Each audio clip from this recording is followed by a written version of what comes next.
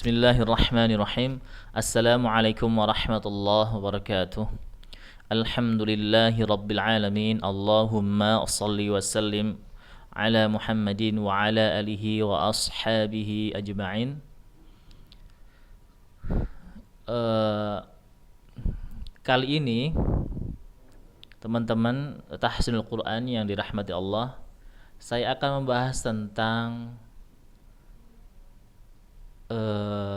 jangan salah memahami tahsin, atau khususnya tahsin yang sedang saya program tahsin yang sedang saya kelola. Jangan salah memahami. Jangan sampai beranggapan, kok saya sudah belajar tajwid begitu lama, bahkan dihafal semua bukunya dari idhar sampai mad far'i, semuanya selesai, sampai waqaf selesai semuanya materinya, tapi kenapa bacaannya belum bisa? Ya, mungkin secara teori di dalam pikiran, di dalam otak kita sudah tertanam dia, tetapi yang perlu diperbaiki bukan hanya materinya, tetapi juga lisannya, ya, rongga mulutnya yang perlu difahamkan, kan begitu. Jadi ada dua, oleh karena itu di dalam program tahsin ini materinya sangat saya sederhanakan sekali, karena bagi saya materi tahsin tidak perlu banyak, ya. Materi tahsin tidak perlu banyak. Akan tetapi yang paling diperbanyak adalah prakteknya dalam membaca Al-Quran. Karena kalau materinya ya hanya mad, dengung, qalqalah, huruf tebal, huruf tepis, dengung tebal, dengung tipis, udah itu saja.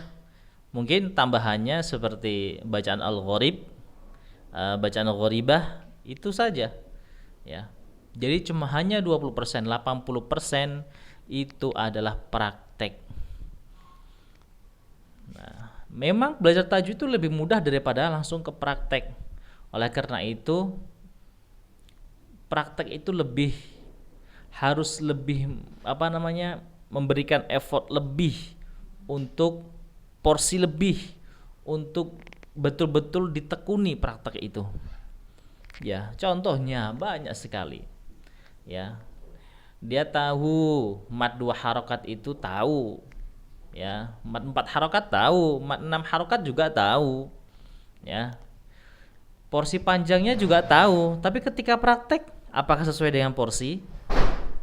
Ya, dia tahu huruf isti'la, huruf tebal, dia tahu, ketika tipis ditipiskan, kita tebal ditebalkan, apakah sudah sesuai dengan prakteknya? Apakah sudah sesuai cara menebalkannya? Bukan hanya belajar materi tentang ini tebal, ini tipis, ini dikurangi tebalannya, tapi prakteknya bagaimana? Ya, mengetahui semua istilah-istilah sifatul huruf, yang jahar, hamash, yang syiddah, yang rokhawah, yang tawasud, tapi prakteknya bagaimana? Kan itu sebetulnya, ya.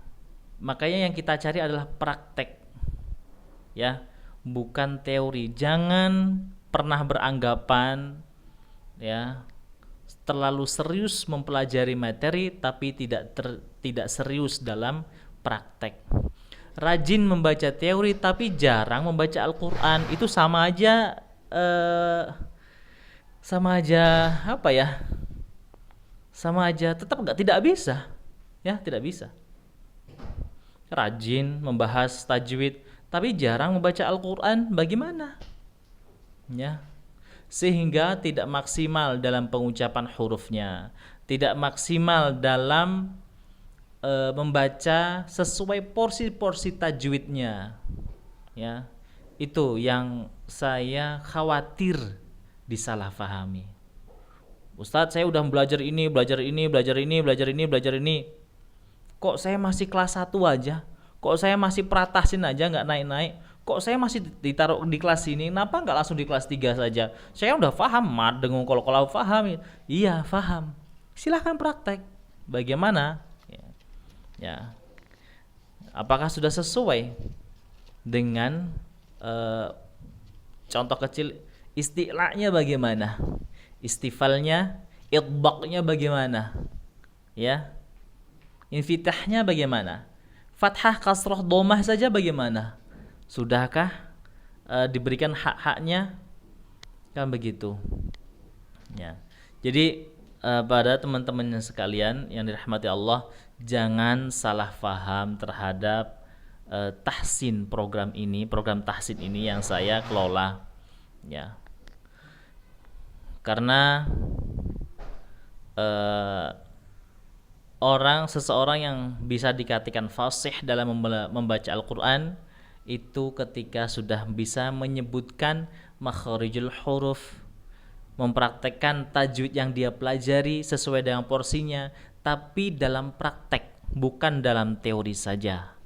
Ya, bukan dalam praktek, tapi bukan hanya dalam teori, tapi harus dalam praktek juga. Ya. Oleh karena itu kita dalam program yang saya kelola dalam tahsin Al-Qur'an itu bertahap.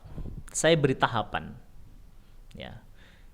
Saya beri tahapan dalam mempelajari membaca Al-Qur'an tahsin ini. Ya. Pertama, harus fokus kepada mad, dengung, qalqalah sama makhrajnya. Ini yang harus diperbaiki terlebih dahulu. Sebenarnya kalau yang mad, dengung, qalqalah sama makhraj ini sudah bagus, keempat-empatnya itu udah nggak perlu naik-naik kelas lagi. Itu pasti sudah bagus sebetulnya. Hanya saja saya bikin program lagi di kelas 2 ya. Itu ada hukum ro, huruf tebal dan tipis, dengung tebal, dengung tipis, itu sebagai tahapan. Tapi kalau di kelas 1-nya, percaya, kalau makhrajnya sudah bagus, mad, dengung, qalqalah sudah bagus, udah pasti bagus semuanya. 80% pasti bagus bacaan Qur'annya. Ya. Jadi makanya sini saya sampaikan agar teman-teman tidak salah faham dalam memahami program tahsin ini. Ya. Tidak salah faham dalam memahami pelajaran tahsin ini. Saya sendiri waktu MDA sekitar kelas 4, kelas 5 ada tugas dari guru saya dulu, guru MDA rahimahullah, Pak Muslim namanya. Itu disuruh menghafal kitab tajwid dari idhar, ikhfa, iqlab, idgham bi gunnah, idgham bila gunnah, kemudian masuk ke ikhfa syafawi, idgham mimi, idgham mutathilan, idgham mutajanisen, kemudian mad iwad, mad tabi'i, mad far'i, mad arid sukun, mad len, mad jaiz munfasil, mad wajib mutasil, mad silah tawilah, mad silah qasirah, semuanya harus dihafal. Dan itu alhamdulillah di luar kepala. Ya. Itu saya bawa ke pesantren di Jogja waktu itu. Dan itu alhamdulillah suatu penghargaan luar biasa, saya bisa menghafal semua, bahkan sampai diberi hadiah sama ustadznya. Ya Masya Allah, karena saya bisa menghafal ilmu tajwid yang sangat banyak itu. Sehingga kemudian saya lulus, saya ambil kuliah. Setelah kuliah saya mencoba ingin talaqi dengan seseorang guru ya, disebut Syekh Murtadha Habibi hafizahullah, dan dengan saya berguru dengan murid-murid beliau. Sebelum ketemu dengan beliau, yaitu bertemu dengan murid-murid beliau terlebih dahulu. Ternyata Masya Allah, di situ praktek saya banyak yang keliru ya, karena bacaan beliau sudah sampai ke Rasulullah sanadnya. Tentu itu lebih harus ditekuni bacaan seperti itu ya, yang bersanad seperti itu ya, bukan pede dengan bacaan sendiri ya. Setelah talaki kemudian sertifikasi dengan beliau, alhamdulillah saya bisa mengambil pelajaran di situ. Ternyata tahsin itu dengan tajwid itu berbeda. Tahsin itu harus banyak praktek, dan di tahsin saya hampir tidak menemukan pelajaran tajwid Apalah istilah-istilah tajwid yang panjang itu saya hampir tidak menemukan. Paling membahas tentang hukum ra, huruf istilah itu saja yang perlu ditekuni. Ya, selain itu tidak ada lagi materi tajwidnya. Ya. Karena itu sudah selesai di masa sekolah. Sekarang masa-masa praktek sesuai dengan tajwidnya bagaimana. Mengapa materinya saya ringkas sedemikian rupa? Satu alasan saya yang paling besar adalah agar dipermudah bagi ibu-ibu, bapak-bapak umur 30 tahun ke atas. Gitu. Karena tidak mungkin menghafal istilah-istilah tajwid. Saya nanti takutnya malah tambah pusing, malah tambah susah, akhirnya futur, tidak mau mengaji. Ya. Percaya, insya Allah stay di grup ini. Ya. Silahkan setoran. Kalau ada live, ikuti live-nya. Ya. Kami dan guru-guru dan ustaz-ustazah insya Allah dan saya sendiri sebagai pengelola akan semaksimal mungkin untuk mengkoreksi, memperhatikan bacaan teman-teman yang ada di grup Tahsinul Quran ini. Ya, apa yang kurang semaksimal mungkin saya akan mencari solusinya. Kenapa kok belum bisa? Kan begitu. Kenapa kok belum bisa? Akan saya cari solusinya insya Allah. Jika memang belum ketemu, mari kita sama-sama berdoa kepada Allah Ta'ala. Mungkin Allah belum memberikan pemahaman.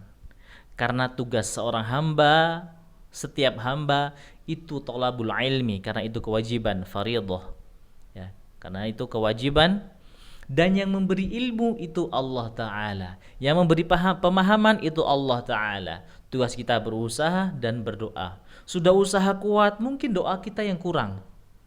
Ya Allah, berikanlah hamba lisan yang mampu untuk mengucapkan huruf-huruf istilah. Ya. Huruf-huruf lidah. Huruf-huruf pangkal lidah. Huruf-huruf lidah depan, ujung lidah. Nah, spesifikkan ke situ doanya, insya Allah. Ya, insya Allah. Dan kita berusaha dan berdoa, Allah akan kabulkan. Tapi ingat, sekali lagi, Allah lah yang memberikan ilmu, Allah yang memberi pemahaman kepada rongga mulut kita untuk bisa melafalkan ayat-ayat Al-Quran dengan fasih. Baik, itu saja teman-teman, sedikit masukan dari saya. Mudah-mudahan difahami dan bisa diamalkan dan bisa dimengerti. Ingat, jangan salah sampai salah faham memaknai tahsin atau memahami program tahsin yang sedang saya kelola. Ya. Barakallahu fiik. Subhanakallahumma wa bihamdika asyhadu an la ilaha illa anta astaghfiruka wa atubu ilaih. Assalamualaikum warahmatullahi wabarakatuh.